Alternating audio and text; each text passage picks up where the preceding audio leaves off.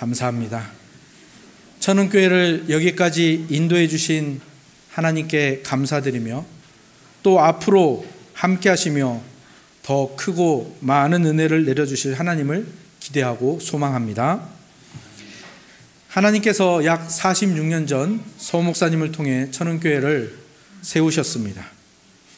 그리고 이곳에서 정말 이곳 아시는 분들 아시죠? 어둡고 강한 영적 세력들이 가득하고 지배하고 있는 이곳이었습니다. 이곳에서 정말 치열한 영적 전쟁을 감당하면서 신앙과 교회의 기초를 세워오셨죠. 그리고 2010년 한성 목사님 청빙되고 천은교회가 이제 그 다음 수순을 밟아갑니다. 이때에는 진리와 진리가 아닌 것을 구분하는 것을 배워갔고요. 또 신자가 교회로 살아내는 것, 그리고 교회가 지역을 섬기는 것이 무엇인지를 시도하고 실천해보는 그러한 시간들이었습니다. 그 실천 중에 하나로 이름교회를 분립하는 이 일도 우리가 했지요. 그리고 이제 하나님께서는 그 다음 단계인 3기 사역을 세워가시며 이제 은혜의 복음을 이곳에 자리 잡게 하고 펼쳐나가는 일을 하려고 하시는 것 같습니다. 제가 3월부터 한 목사님 가신 이후부터 담임 목회를 이렇게 감당해 왔지만 제가 천흥의 3기 담임 목회자로서 사역이 공식적으로 시작되는 것은 이제 오늘 오후 5시에 있을 위임 예배 이후부터입니다. 그래서 오늘 이 시간 말씀을 통해 제가 이제 이 공식적인 3기 담임 목회를 어떤 태도와 어떤 목회 철학을 가지고 이끌어 나갈 것인지를 여러분과 함께 나누려고 합니다. 그리고 참 신기하게도 오늘 함께 나눌 본문의 내용도 그 복음에 푹 잠긴 사역자와 복음에 푹 잠긴 성도가 어떤 관계를 맺고 있느냐를 잘 보여주는 그러한 본문입니다. 그래서 오늘 본문의 내용을 바탕으로 첫 번째로는 천흥 3기 목회를 이끌어갈 목회자로서 제가 어떤 태도를 여러분에게 취할 것인지를 먼저 나누겠습니다. 그리고 두 번째로는 교우 여러분들에게, 우리 천흥 성도 여러분들에게 목회자로서 드리는 부탁과 권면이 있습니다. 거기에 대해서 함께 나누겠고요. 그리고 마지막 세 번째로 그 두 가지를 바탕으로 천흥교회가 이 은혜의 복음을 펼쳐가는 이 방향성, 그 방향성의 중심에 무엇이 있는지를 함께 살펴보므로 오늘 말씀을 나누려고 합니다. 먼저 천흥 3대 담임 목사로서 저는 오늘 본문에서 드러나는 이 바울의 태도를 본받으려 한다는 것을 여러분에게 말씀드리고 싶습니다. 바울의 목회 태도가 너무 잘 나와 있는 구절이 12절입니다. 우리 12절을 함께 읽어보도록 하겠습니다. 12절입니다. 시작. 형제들아,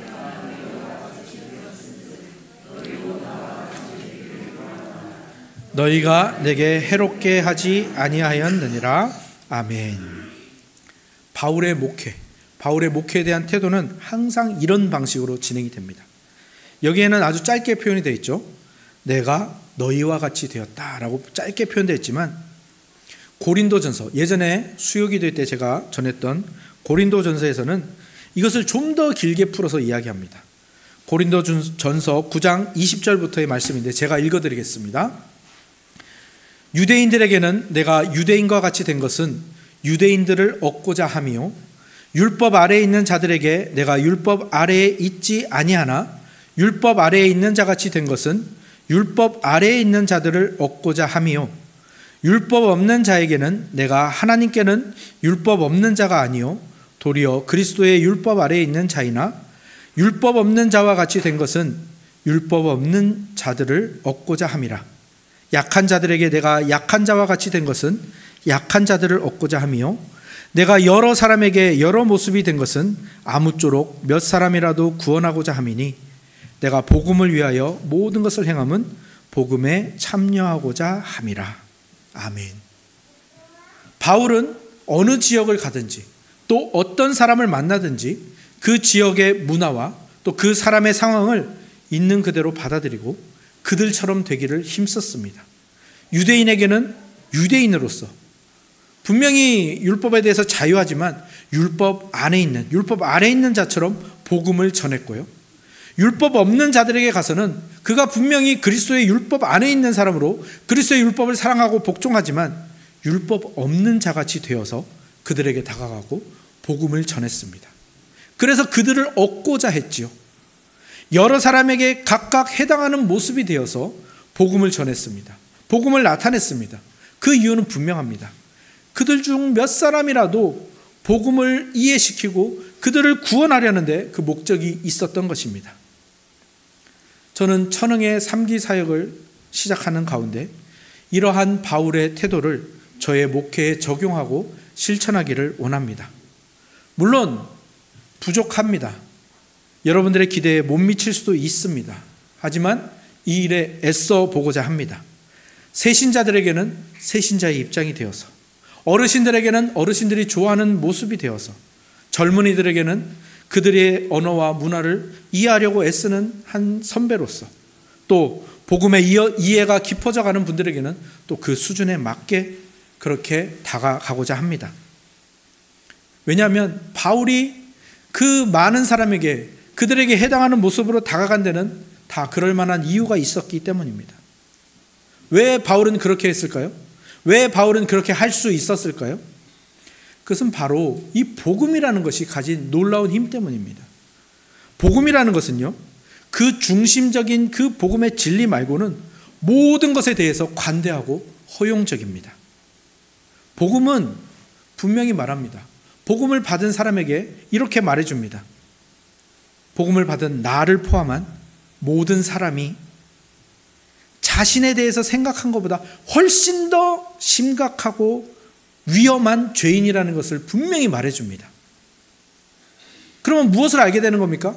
그 복음의 이해가 있고 복음에 잠긴 사역자는 분명히 알게 되는 겁니다.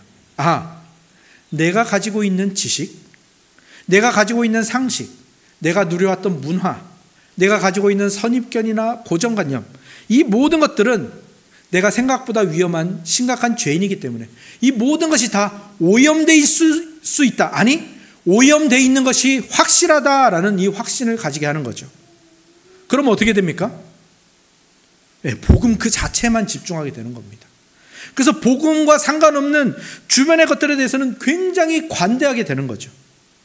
이것이 바로 복음에 잠긴 사역자가 사역의 대상들에 대해서 가지는 태도입니다. 그리고 그러한 태도는 반드시 어디로 이어지는가 하면 그 사역자가 사역의 대상과 자신을 동일시하는 대로 이어질 수밖에 없습니다. 왜? 나는 내가 생각한 것보다 훨씬 더 심각하고 더러운 죄인이고, 그럼에도 불구하고 또한 나는 내가 감히 바라고 원한 것보다 훨씬 더 위대한 사랑을 받았지 않습니까? 그것이 그 사람도 똑같거든요. 내가 사역하는 그 대상도 똑같이 심각한 죄인이고 똑같이 위대한 사랑을 받은 자이거든요. 그래서 우리 천흥의 오래된 표어가 뭐였습니까? 주여 진리로 하나 되게 하소서였죠. 그 오래된 표어처럼 하나가 되려고 애를 쓰는 것, 그것이 복음에 잠긴 사역자의 태도입니다. 그래서 어떻게 되는 겁니까? 성도들의 행복이 나의 행복이 되고, 성도들의 슬픔이 나의 슬픔이 되는 것. 저도 이렇게 되고자 애쓰며 기도하고 있습니다. 바울이 왜 갈라디아서에서 그토록 분노하고 오늘 본문에 나오는 것처럼 왜 언성을 높이고 내가 너희를 이상히 여기노라 이런 식으로 말합니까? 바울은 분명한 겁니다. 그들과 동일시하고 있기 때문에 그 갈라디아 교회에 일어난 일들을 남의 일처럼 여기는 게 아니라 자기 자신에게 일어난 것처럼 여기고 안타까워하는 것입니다. 그리고 오늘 본문에는 갈라디아 교인들이 굉장히 잘하고 있는 일들도, 그 모습들도 나오지 않습니까? 또 그런 일에는 바울이 마치 자기 일처럼 너무나도 기뻐하는 모습이 오늘 본문에 드러나고 있죠. 바울은 이 갈라디아 교인들을 너무나도 사랑하고 그들과 자기를 동일시합니다. 그래서 바울은요, 절대로 이 갈라디아 교인들의 행동을 변화시키려고 노력하지 않습니다. 바울이 노력하는 것은 그것뿐입니다. 그들이 자기 자신처럼 하나님의 아들이라는 것을 깨달아서 그 종노릇에서 벗어나고 그들이 그리스도로 옷 입은 자라는 것을 깨달아서 서로를 그렇게 그리스도처럼 바라보게 하는 것, 그것을 위해서 설득하고 그것을 위해서 여러 가지 예를 들고 그것을 위해서 돕고 있는 것이죠. 그것을 바울이 오늘 19절에서 뭐라고 표현합니까? 내가 해산하는 수고를 하고 있다라는 겁니다. 그들의 행동을 변화시키는 거 너무 간단하잖아요. 너 그러면 지옥 간다. 너 그러면 망한다. 너 그러면 끝이야. 너 그러다 죽어. 이런 협박, 이런 통제, 이것이 아니라 어떻게든 그들을 설득시키고 그들의 입장에 서서 그들이 바울과 똑같은 것을 깨닫기를 원하고 바라는 이 모습이 바로 해산하는 수고로 표현되고 있죠. 갈라디아 교인들이 다시는 이 천박한 데 종노릇하지 않고 자유로운 하나님의 아들들로 서게 하기 위해서 바울은 그들의 입장이 되어서 그들의 마음을 헤아리면서 그들을 사랑함으로 지금 애타게 외치고 있는 것입니다. 그리고 제가 천흥 3기 이 목회에 하고자 하는 목회의 방향성이 바로 여기에 맞춰져 있고요. 저는 이 태도로 여러분들을 대할 것입니다. 그러면 두 번째로 우리가 나눌 부분이 뭐라고 했습니까? 제가 이제 담임 목회자로서 여러분들에게 바라고 부탁하는 권면입니다. 13절에 잘 나오는데요. 13절을 같이 한번 보시겠습니다. 13절입니다. 함께 읽습니다. 시작. 내가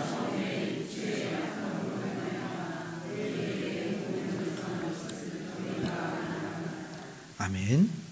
바울에게 육체의 약함이 있었다라는 것은 여러분들이 설교를 통해 또 글을 통해 책을 통해 여러 방면을 통해서 아마 들어보신 적이 있을 겁니다. 학자들에 따르면 바울은 여러 가지 질병을 앓고 있었습니다. 첫 번째는 갑자기 거품을 물고 쓰러지는 간질입니다. 두 번째는 그 아마 다메섹 도상에서 예수님의 그 밝은 빛을 보고 눈이 멀었을 때 있지 않습니까? 그때부터 시작된 그 안질, 이 안구의 질환이 있었을 것이라고 말합니다. 그런데 오늘 13절에 나오는 약함은 간질과 안질에 대해서 또 하나의 병이 있다고 신학자들은 말하고 있습니다. 그 견해에 따르면 바울이 갈라디아 지방에 가게 된 이유가 그가 말라리아라는 병에 걸렸기 때문이라고 합니다. 오늘날에는 약만 먹으면 예방이 되지만 그 당시에는 이 말라리아에 대한 약이 없었죠. 그 당시에는 어떤 의학적 지식이 있었냐면 말라리아에 걸린 사람은 이를 치료하려면 고산지대에서 그 치료를 해야 된다라는 의학적 지식이 있었다고 합니다. 그래서 바울이 이 고산지대인 갈라디아 지방으로 갔던 것이라고 추측을 하는 것이죠. 그러니까 우리가 여기서 알 수 있는 것이 무엇입니까? 바울이 갈라디아에서 복음을 전할 때 그가 막 능력이 넘치고 아주 강하고 위대하고 위압적인 모습으로 복음을 전한 것이 아니라는 것을 분명히 알 수 있죠. 바울이 어떤 모습으로 복음을 전한 겁니까? 복음을 전하다가 갑자기 거품 물고 쓰러집니다. 복음을 전하다가 눈이 아파서 막 더 이상 하지 못하고 막 눈을 부여잡습니다.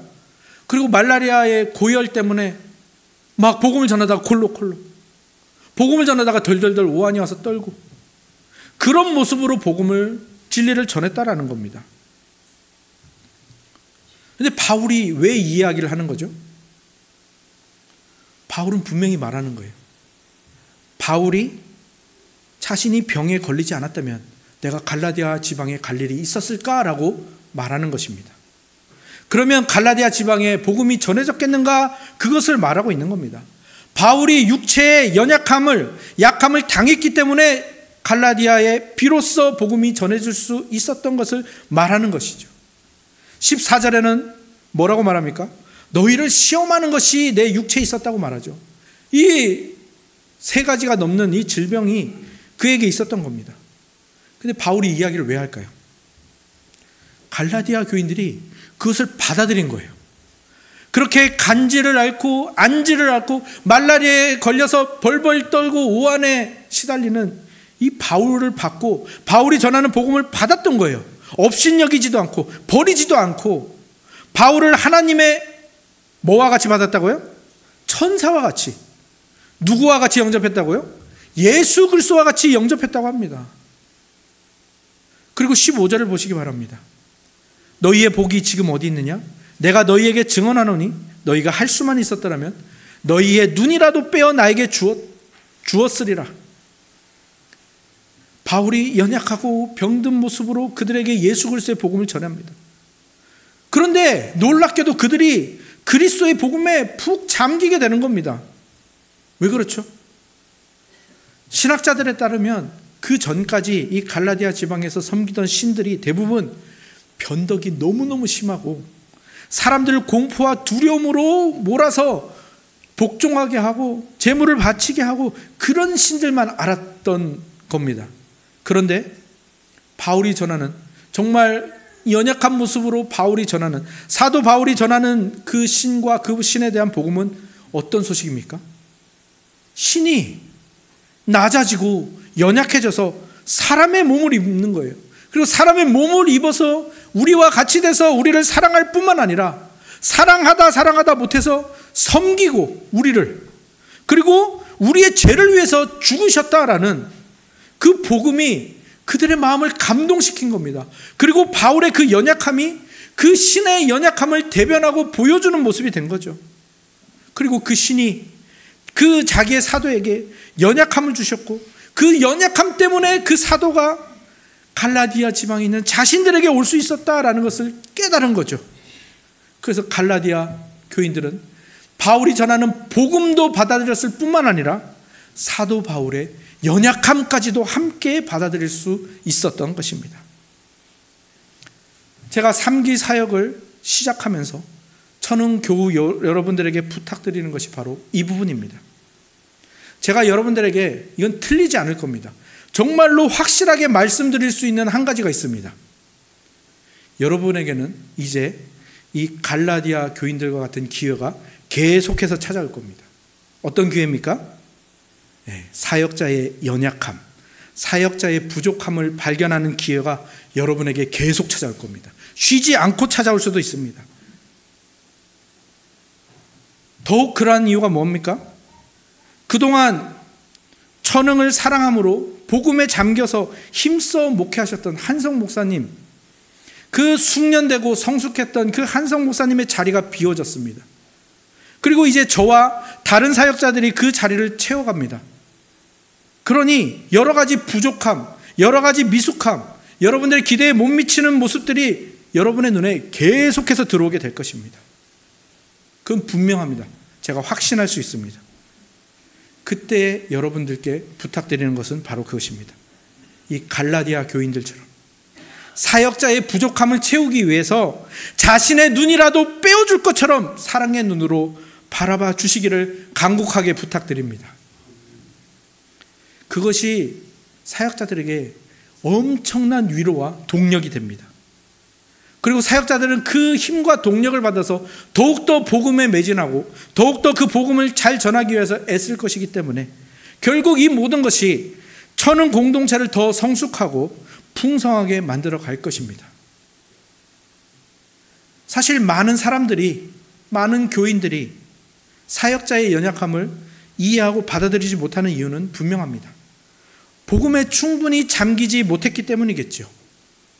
그렇기 때문에 우리 사역자들은요, 저를 비롯한 사역자들은 천은 공동체가 복음에 푹 잠길 수 있도록 복음을 더 많이 연구하고 늘 복음을 더 선포하며 어떻게 더 잘 전할까, 어떻게 더 잘 설득하고 받아들이게 할 수 있을지 거기에 매진할 것입니다. 공부할 것이고요, 함께 나눌 것이고요, 방법들을 연구해 나갈 겁니다. 그리고 여러분들은 그러면 그럴수록 강단에서 선포되는 복음에 귀를 기울이시기 바랍니다. 그리고 그 들은 복음을 가지고 기도하시고 그 복음을 삶으로 가져오려고 애를 쓰시고 그 복음이 여러분들의 것이 되게 하기 위한 교회의 여러 사역들과 사역자들이 권하는 일에 여러분들이 매진하시면 됩니다. 그러면 복음에 잠긴다는 것이 무엇인지를 조금씩 깨달아 가실 것입니다. 우리는 그렇게 자라가고 우리는 그렇게 성숙해져 가는 것입니다. 이것이 바로 천흥의 3기 목회가 나아갈 방향입니다. 지난주 말씀대로 하면 그리스도라는 안경을 쓰고 서로를 바라보는 거죠. 거기에 대해서 애를 쓰자는 겁니다. 사역자는 성도를 지배하거나 통제하는 것이 아니라 그리스도라는 안경을 통해 바라봄으로 그 사역자가 이 성도를 그리스도처럼 바라봄으로 인해서 자기 자신과 동일시하는, 하나가 되기를 힘쓰는 일들이 계속해서 일어나고, 그리고 성도님들은 사역자들 비판하고 분석하는 모습으로 바라보는 게 아니라 그리스도라는 안경을 통해서 바라봄으로 그 연약함까지도 사랑하고 받아들이는 이 모습, 이것이 천흥의 3기 사역이 나아갈 방향의 중심입니다. 이런 말이 있죠. 나의 부족한 점은 타인과 공존하기 위한 겸손의 공간이다. 여러분의 부족함은요, 제가 들어가기 위한 그 겸손의 공간이고요, 저의 부족함은요, 여러분이 저에게 들어오기 위한 겸손의 공간인 겁니다. 지난주 우리가 함께 나눴던 말씀을 다시 한번 되새겨 보시기 바랍니다. 이스라엘의 진 배치를 우리가 그려보았죠. 하나님의 임재 구름 기둥에 임하고 있는데, 이 구름 기둥이 멈추면 어떻게 하죠? 레위 지파가 거기에 성막을 세웁니다. 그러면 동서남북 사방에 세 지파씩 이렇게 진을 치는 모습이 기억나시죠? 이 진의 배치를 통해서 우리가 무엇을 보았습니까? 이 지파들이 서로를 바라보려면 무엇을 통해서 바라봐야 된다고 했습니까? 네, 성막. 성막은 무엇을 상징합니까? 예수 그리스도. 그러니까 이 이스라엘의 진의 배치는 서로가 예수 그리스도라는 안경을 끼고 바라볼 수밖에 없는 그 이스라엘의 존재를 설명하는 것입니다. 그런데 제가 잠시 얘기했지만 이 이스라엘 지파, 이 동쪽에 유다, 이사갈, 스불론, 서쪽에 에브라임, 므낫세, 베냐민, 북쪽에 단, 아셀, 납달리, 남쪽에 르우벤, 시므온, 갓. 그런데 우리가 알고 있는 한 지파가 빠져 있습니다. 어떤 지파가 빠져 있습니까? 레위 지파죠. 레위 지파는 왜 이 진의 배치에 들어가 있지 않죠? 네, 레위 지파는 이 성막 주위에 진을 칩니다. 그리고 제사장들은 성막으로 들어가고, 그 나머지 이 레위 지파에는 4가문이 있거든요. 그래서 이 아론 가문은 제사장이 되어서 이 제사와 성막에 관한 모든 일들을 감당합니다. 고앗 가문이 있는데, 고앗 가문은 이 제사에 필요한 모든 집기를 운반하고 관리합니다. 게르손 가문은 그 성막이 여러 겹으로 이렇게 쌓여 있거든요. 그 성막에 대한 모든 이 기구와 도구들을 이 설치하고 해체하고 운반하는 일을 감당합니다. 그리고 마지막 무라리 가문, 이 성막은 이 울타리를 쳤습니다. 울타리에 기둥을 해가지고 울타리를 쳤는데 이동식입니다. 그래서 그 모든 울타리에 설치, 해체, 운반을 담당합니다. 그래서 이스라엘 이 12지파 중에서, 근데 왜 레위 지파가 빠졌는데 왜 12지파일까요? 이거는 그냥 번외로 요셉 지파가 2지파로 갈라집니다. 에브라임과 므낫세. 그래서 12지파가 되는 거고요. 이 레위 지파는 이 제사, 성막, 그러니까 말하자면 하나님의 임재, 그리고 예수 그리스도라는 안경을 이스라엘이 쓰도록 하는데 전 생애를 바치는 거예요. 그래서 이들은 생계를 포기합니다. 생계를 위한 일을 하나도 하지 않아요. 그러면 이 레위 지파는 어떻게 살아갑니까? 나머지 12지파가 이 레위 지파의 생계를 책임지는 겁니다. 이걸 보면 오늘날의 목사 제도와 상당히 비슷하지 않습니까? 물론 구약의 제사장이 오늘날의 목회자라고 꼭 이야기할 수는 없습니다. 구약 성경의 레위 지파가 꼭 목회자나 사역자나 어떤 중직자를 말하는 거 아닙니다. 우리 모두가 제사장이니까요. 우리 모두가 구별된 레위이니까요. 하지만 이 레위 지파가 하나님의 임재와 이 이스라엘 백성들이 그리스도라는 안경을 쓰도록 하기 위하여 생계를 포기하니까 어떻게 됩니까? 나머지 지파가 레위 지파의 생계를 책임지고 있죠. 이 일은 오늘날 목사 제도와 너무 비슷하죠. 목사는 이 성도들이, 이 교회가 복음에 푹 잠기도록 하기 위하여 말씀을 연구하고 복음을 전하고 목양하는 일에 전념하기 위하여 생계를 포기합니다. 그러면 어떻게 하죠? 성도들이 목사의 생계를 책임지죠. 이것과 너무나도 비슷한 원리 아닙니까? 그리고 참으로 재미있게 하나님께서 이 이스라엘과 레위 지파의 관계를 어떤 말로 표현하셨는지 우리 성경을 한 군데만 찾아볼까요? 구약 성경 민수기 18장입니다.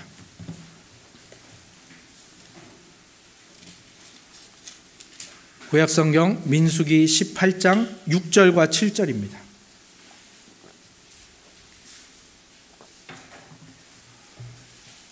제가 가진 성경으로 구약성경 226면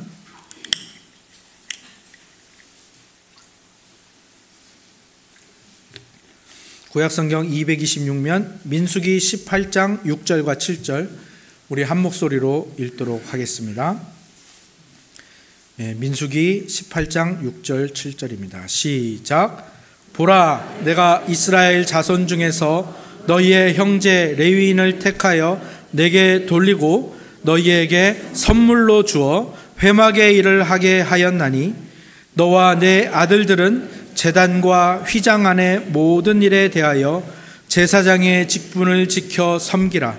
내가 제사장의 직분을 너희에게 선물로 주었은즉 거기 가까이 하는 외인은 죽임을 당할지니라. 아멘.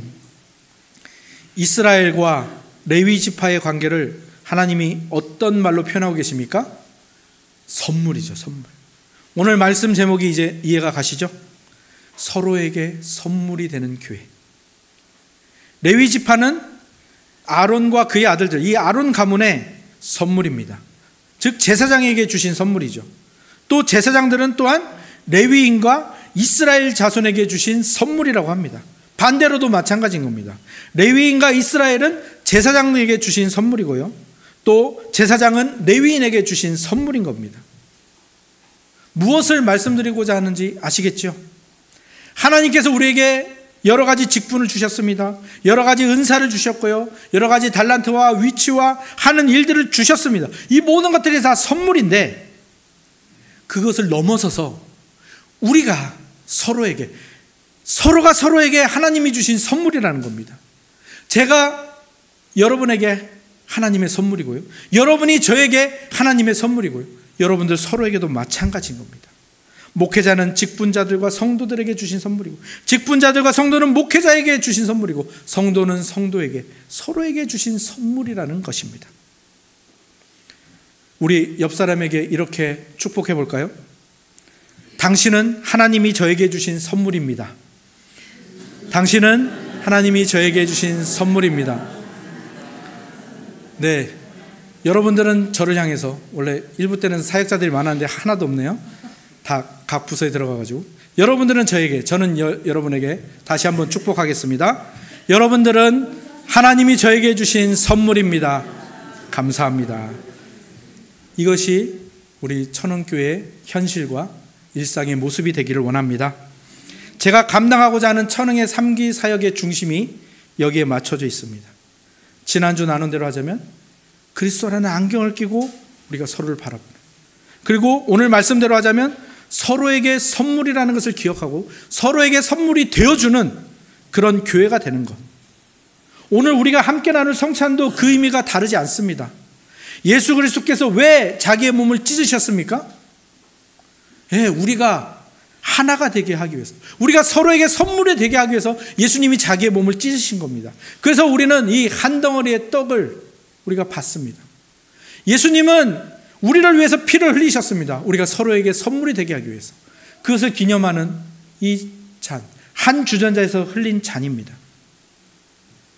예수 그리스도께서 우리를 위하여 자신의 몸을 찢고 자신의 피를 흘리셔서 우리에게 어떤 축복을 주신 겁니까? 우리가 서로에게 선물이 될 수 있도록 하신 것, 그것을 기념하는 것, 그것을 감사하는 것이 바로 오늘 이 성찬인 것이죠. 천흥 공동체의 1기와 2기는 천흥 공동체를 복음으로 채우기 위하여 애쓰는 시간과 과정들이었습니다. 이제 천흥의 3기, 이때는 이 복음에 우리가 푹 잠겨서 서로 사랑하고 서로 세워주고 서로에게 선물이 되어주는 은혜의 시간이 되기를 원합니다. 이 일에 적극적으로 동참하시고 이 복된 유익을 충만하게 누리시는 저와 여러분들이 다 되시기를 주님의 이름으로 축원합니다. 아멘.